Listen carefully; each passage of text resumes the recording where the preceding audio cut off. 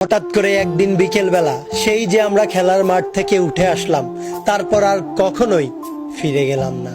সেই বিকেলটাই ছিল আমাদের শেষ সোনালী সময়, কারণ ওই বিকেলের পরেই আমরা ছোট থেকে বড় হয়ে গেলাম। দায়িত্ব নামক শব্দটা আমাদের কাঁধে চেপে বসলো। আর কখনোই দুপুর হলেই বন্ধুদের বাড়িতে গিয়ে বলে হওয়া ওঠেনি, কিরে কই, দেরি হয়ে যাচ্ছে তো, তাড়াতাড়ি আয়, আমরা মাঠেই আছি। আর কখনো খেলা শুরু হওয়ার আগে সবার কাছ থেকে টাকা উঠিয়ে বল কস্টেপ কেনা হয়নি। খেলা না পারার কারণে আর কখনোই শুনতে হয়নি, তুই দুই দলেরই, তুই দুধ বাদ।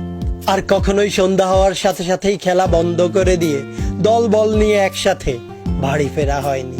আর কখনো খেলায় হেরে যাওয়ার জন্য বিপক্ষ দল থেকে হাস্যোজ্জ্বল তিরস্কার শুনতে হয়নি।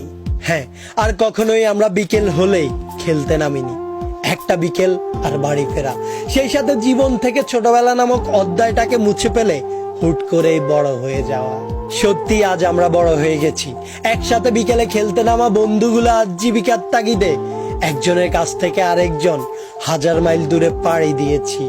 আজ একাই 1000টা বল আর কস্টেপ কেনার মতো সামর্থ্য আছে, শুধু নেই সেই বন্ধুগুলা আর সেই হারিয়ে যাওয়া বিকেল বেলা। আমাদের জীবনটা বড়ই অদ্ভুত। যখন সময় থাকে তখন টাকা থাকে না, আর যখন টাকা থাকে তখন সেই ছোটবেলার বন্ধুগুলা আর সেই বিকেল বেলা দুটোর একটাও আমাদের সাথে থাকে না।